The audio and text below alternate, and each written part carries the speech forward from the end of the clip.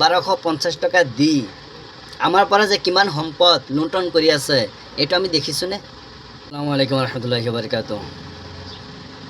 ভিডিওটো স্ক্ৰিপ্ট নকৰিব।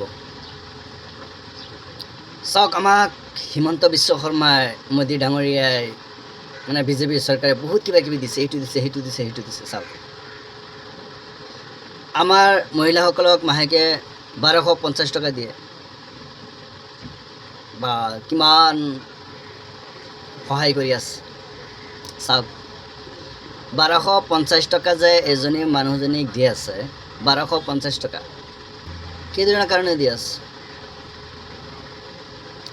ডেইলি যদি 100 টকা কৰিও লাগে এজন মানুহৰ, তেনেহ'লে 12 দিন মানি ল'লোঁ 13 দিন যাব।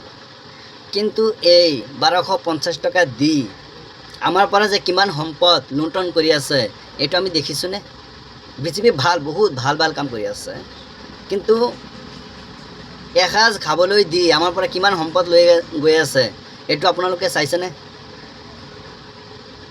আমাৰ অসমৰ মাটি কি হৈ আছে, এইবিলাক যে উচ্ছেদ কৰি আছে, উচ্ছেদ কৰি আমাৰ মাটি কি কৰি আছে আপোনালোকে চাইছেনে? নাচায় এইবিলাক। বহুতে কৈ থাকে উচ্ছেদটো কৰিবই চৰকাৰী মাটি। চৰকাৰনো কাৰ? চৰকাৰনো কিয় হয়? আজি যদি আমাৰ দুখীয়া মানুহে চৰকাৰী ঠাইত যদি বাস কৰিব নোৱাৰে, ব্ৰহ্মপুত্ৰ ভাঙি দিয়া মানুহবিলাকে যদি কষ্ট কৰিব থাকিবলগীয়া হয়, তেনেহ'লে আমাৰ চৰকাৰ কিয়? আজি ধৰক, মোৰ দেউতাৰ আমি 3টা ল'ৰা আছোঁ, 3টা ঠাইত বাস কৰি আছোঁ। মোৰ ঠাইখিনি ভাঙি শেষ কৰি দিলে নদীয়ে, এতিয়া মই ক'ত থাকিম? মোৰ দেউতাৰো মাটি আছে, এতিয়া দেউতা কি মোক পেলাই দিব নে দেউতাৰ মাটিত থাকিবলৈ দিব? কমচে কম এইটোতো কৰিব যে তুমি কিছুমান টকা দিয়া বা মোক কিবা দিয়া, মোৰ মাটিত থাকা। চৰকাৰটো এইটো কৰা নাই, ডাইৰেক্ট উঠাই দি আছে।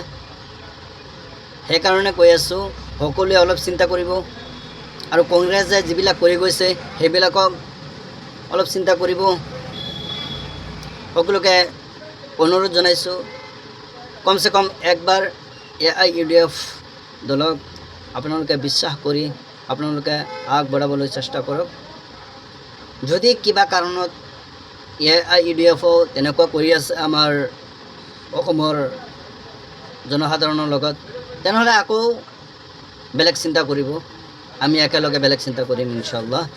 তো মোৰ কাৰণে সকলোৱে দোৱা কৰিব, আৰু এই ভিডিঅ'টো যিমান পাৰে শ্বেয়াৰ কৰি দিব, আৰু কমেণ্ট কৰি আপোনালোকৰ মতামত জনাব।